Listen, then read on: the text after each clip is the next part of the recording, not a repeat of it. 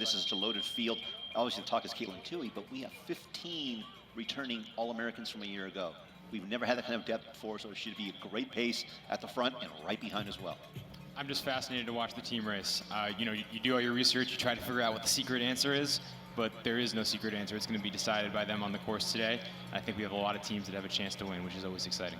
Record number of entries this year in 2018. Everyone wanted to be here for a shot at a national title. There are the 204 girls that will contest for this Nike Cross National Champion. They're all lined up in their boxes and set to go here at Glendoveer. Let's keep it quiet for a moment. These final few moments before the start of the race. Enjoy Nike Cross Nationals 2018.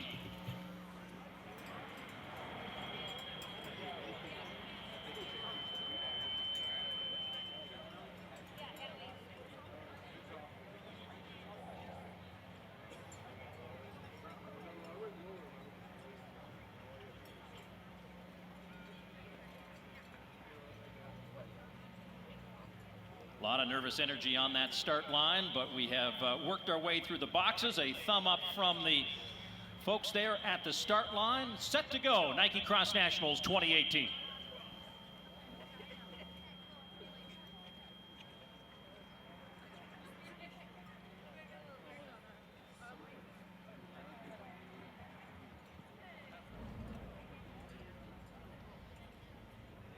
The rarely seen stand-up in cross country. No false start.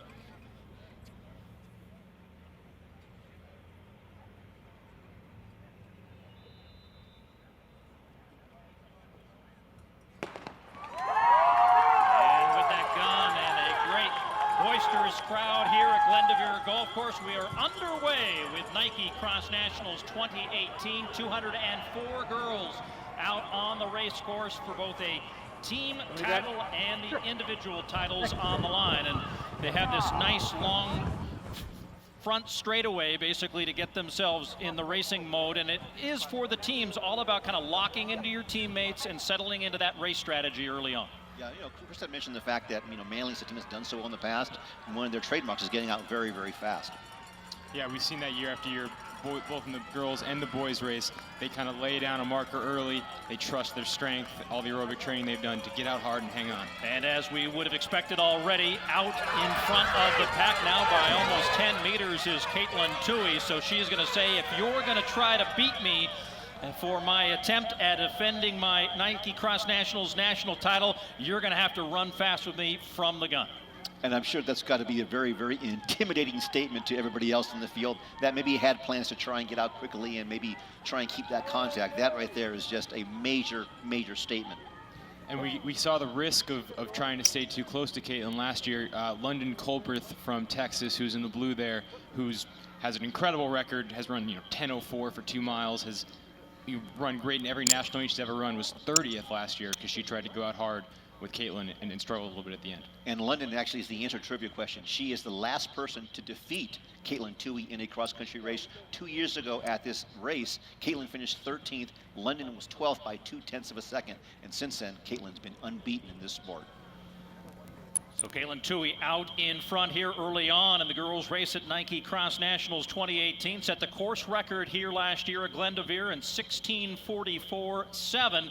And on her best day so far this year, clearly capable of taking that time even further down in the record books. As we take a look behind there, again, it's the smart racing early in the context of not only finishing on the podium, but also helping your team potentially win that team title. Indeed, and it was the people we expected to be up there leading that chase pack. You saw Chmiel from Kinetic, you saw Hart from Illinois, Ewert from Ohio, Colbreth, and I believe Ewert from Minnesota was up there as well.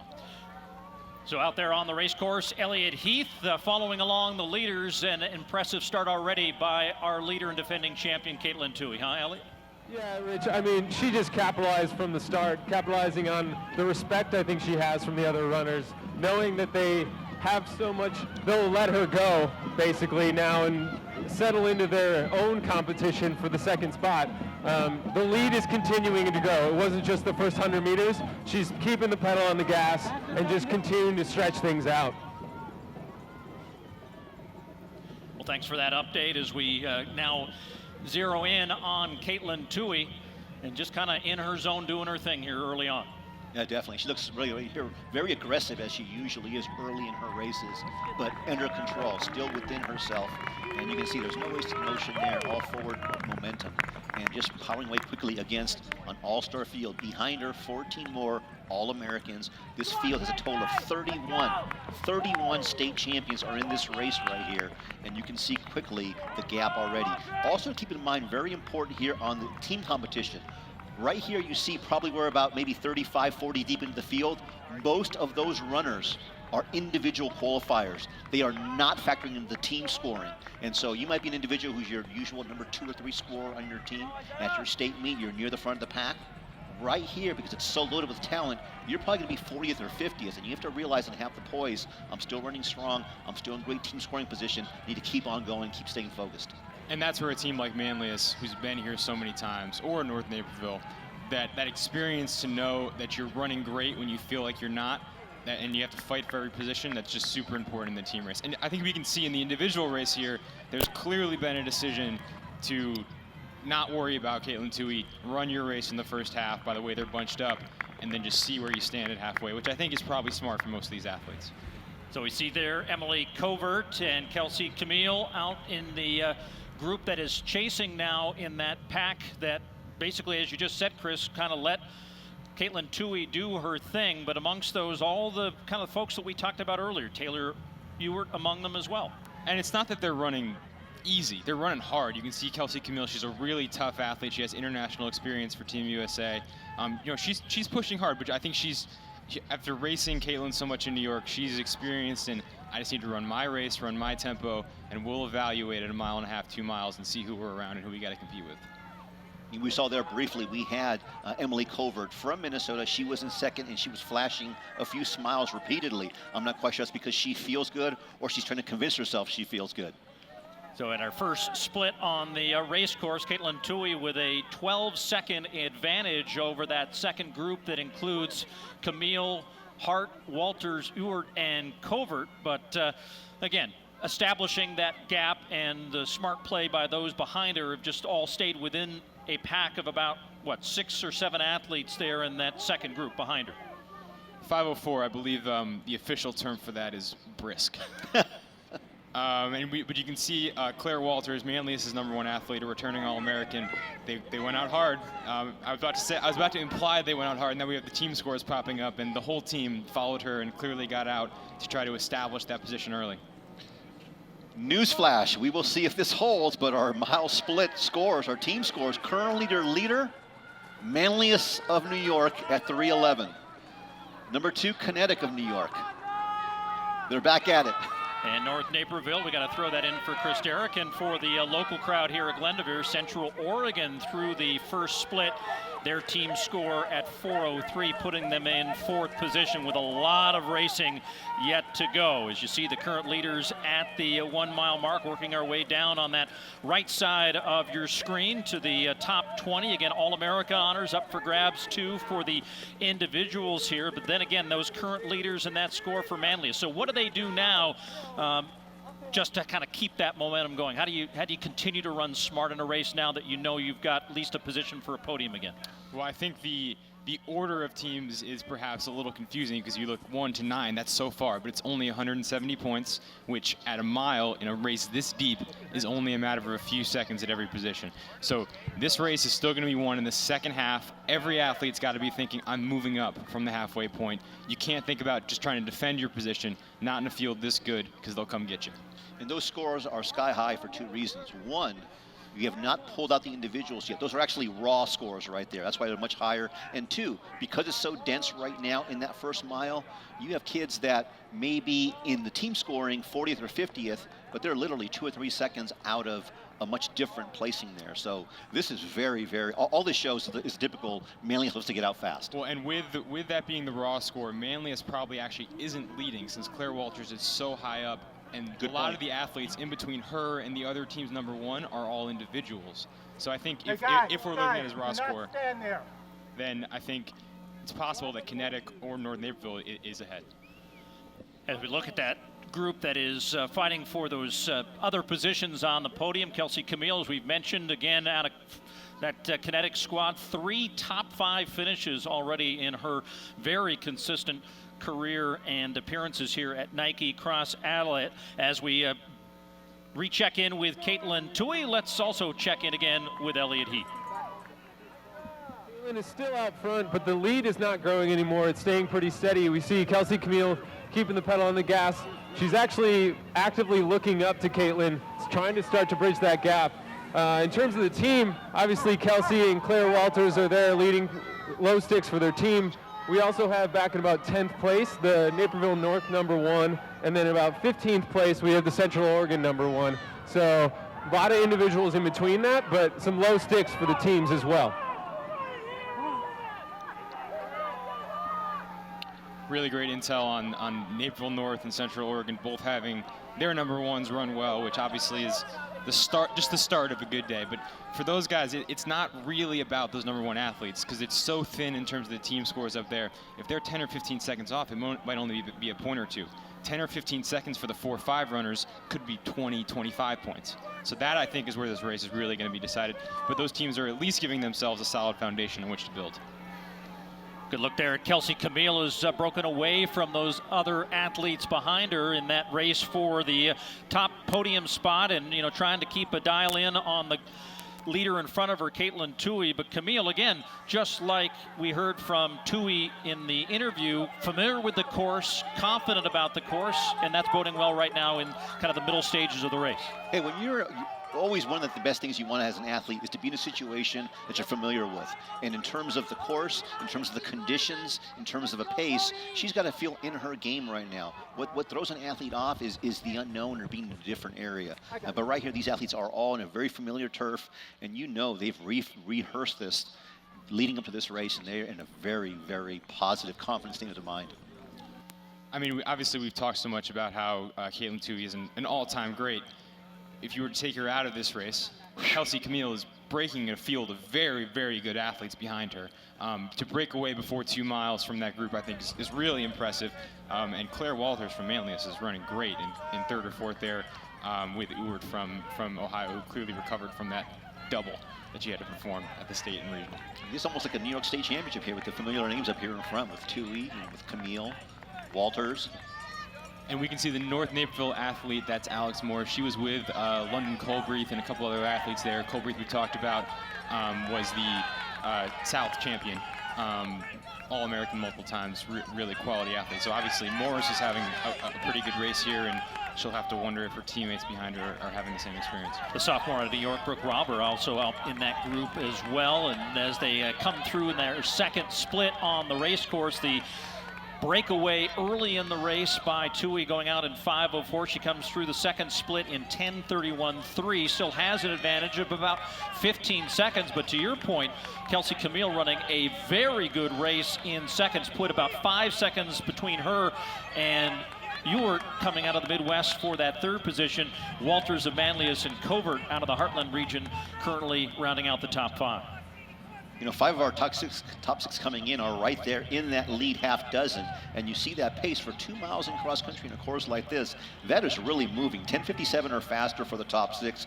Highly, highly impressive. The gap right now, you mentioned the 15 seconds between our top 2. Last year, Katelyn Tuohy won by, I believe, it was 42 seconds. Keep in mind, that was the second race of the day. The course was really broken up. That's where her strength came into play. She could have handled those conditions better than the rest, and that's why it blew open the margin of victory. Good shot at Alex Morris, too, that we talked about in that preview of North Naperville, doing everything she can to get some good, solid positioning for them in the scope of the team race. Currently 8th as she came through the second split, as the numbers and the team scoring begin to reflect now some of the simplification of the scoring going through now with these raw scores. Central Oregon with 155, Manlius, and then North Naperville, that is 1st, 2nd, and 3rd unofficially through the second mile split. And now again, if in fact these are raw scores not taking out the individuals, all 3 of those teams have an athlete in the top 15 or so of just the race. And so that margin, even back to Newater Kinetic, might be much closer than what we're seeing on the screen right now. But you could see by the order that they popped up on our screen here, Central Oregon's 5th is clearly having the best day of any of the athletes, of any of the teams in the field. They were the first team to have 5 runners through that 2-mile mark. Well, we talked about that in the kind of the days leading up to it with Central Oregon. I mean, Fiona Max, a very good, solid #1 runner for her, but it wasn't like she was going to need to be a top 5 finisher for Central Oregon to have a chance. You felt their depth was really going to advantage them today. Yes, the 2 through 5 is the real key in cross country, especially your 4-5, and that's where they're very solid. If you have, as Chris mentioned, a 4 or a 5 have a bad day, it makes a huge impact on the team score. If it's a 1 who has a bad day, it doesn't hurt you as much. So the key in cross country is always the depth, and you can see right there Central Oregon taking care of business. You also see at number 4, Niwa of Colorado, they're an at-large entry. Number 8, Marietta currently, they're an at-large entry. So 2 of the top 8 are at-large squads here. And we're seeing Emily Covert, our Heartland champion, move up from 5th, possibly into 3rd here, passing that group of Ewert and Walters from Manlius. So a lot of interesting storylines and complexities in that team race as we come back to the start of the race, and the leader from the gun and now still leading the race at the front are defending champion Katelyn Tuohy, who is now trying to reel in not only a 2nd consecutive NXN victory, but to take a shot at that course record she set a year ago of 16:44.7. And the race behind her with the likes of Taylor Ewert and Emily Covert there, you see middle of picture, as they work their way down the race course here now inside of about 2 minutes to expect to see the folks coming through to the last stages of the finish. And now a move by Emily Covert as she moves up a spot into that front runner position. And this is for the podium. This is to come up and shake your hand, Paul. And I know that's what all of these athletes in the field want to do. They want to be standing up here with you in about 15 minutes.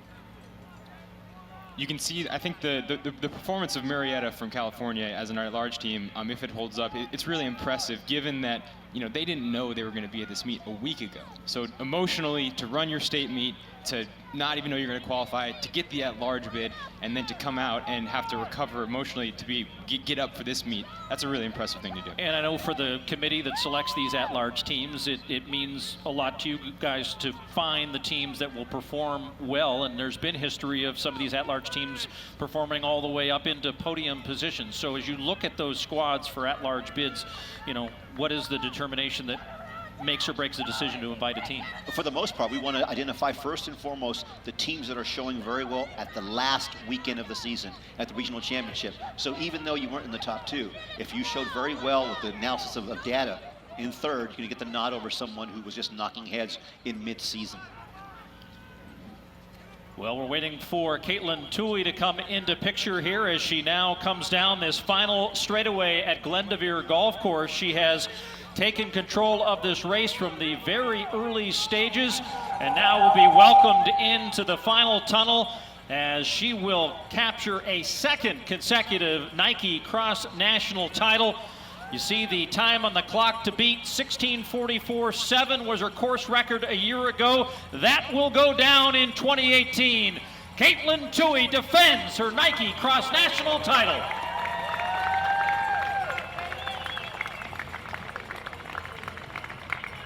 It's expected, but it's still absolutely exceptional. And a fantastic run here from Kelsey Chmiel in 2nd.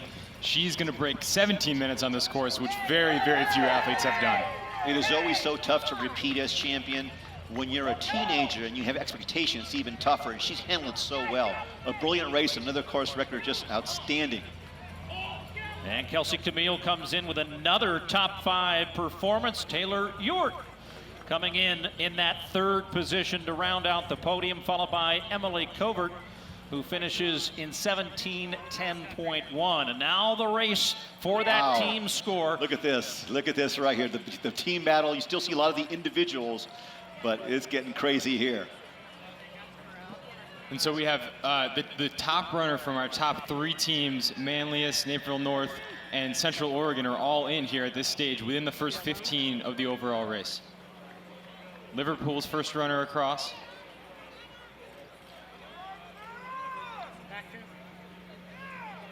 And we'll create a little suspense both here at Glendoveer and for our webcast viewers at home as we'll hold those team scores and reveal them here as part of our award ceremony coming up shortly, but everyone coming in now, everyone trying to finish strong. The the line they use, the tagline for this event, finishing on empty, is so very clear now, seen at the finish line. A long season coming to an end here in Portland at Nike Cross Nationals, as the 204 girls all come to the finish line for the final time this season.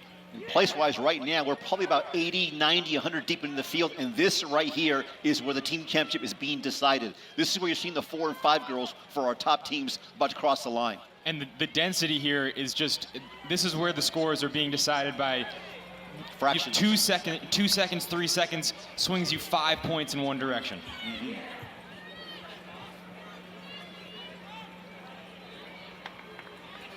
And you can see teammates kind of looking now back to the finish chute to see where their other teammates are and perhaps get a sense of where they finished in the competition. But clearly, there will be some interesting math being done over the course of the coming few moments to be able to crown a champion. Can Manlius pick up another national title on the girls' side? Certainly their boys' team is certain to be one of the favorites coming up here shortly, and we'll be previewing that race coming up in the minutes to come. But the final few finishers coming across in the girls' side, and as you guys mentioned, it's really now at the point where these last finishers are going to make or break a team national title for one of these squads. And as these athletes find their teammates and try to figure out how'd you run, I think a lot of them are they're gonna underestimate how well they did, just because of how far they felt like they were back in the field. But again, if you're 80th in this race, you're 40th in the team scoring, and if you're the 4th or 5th runner, that's good enough to put you on the podium. If you're 4th in team scoring in cross country as one of the final 2 scorers, that's huge. Absolutely monstrous. So Katelyn Tuohy, our champion, a new course record, taking 7 seconds off her performance from a year ago, 16:37.6. Kelsey Chmiel of Connecticut second.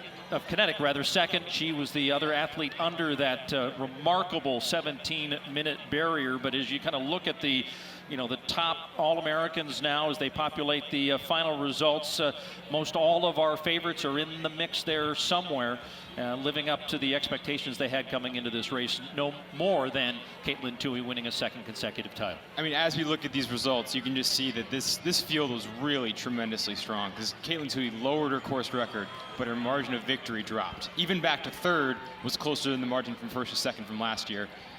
So a lot of really tremendous athletes in this field. Just reinforces how great Katelyn is as an athlete. Well, the laziest person here at Glendower was, of course, Elliott Heath, who rode the gator around the course during the competition. We've now finally got him back to work, and he's with one of our squad.